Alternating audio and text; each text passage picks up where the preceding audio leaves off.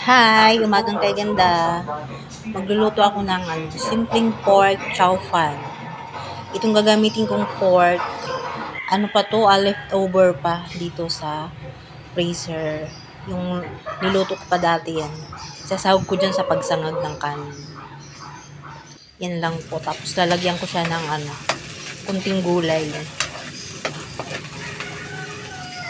Ayan, naggisa na ako ng Ito yung leftover na pork. Di ba, para hindi nasasayang.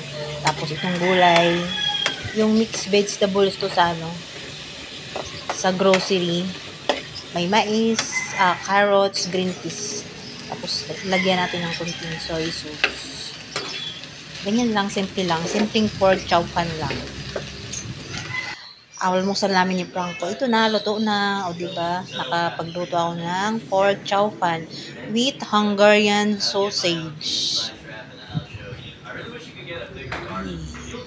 Mag-almusal na kami. Tara, let's eat. Have a nice day. Today is Saturday. God bless sa ating lahat. Good day. Bye-bye.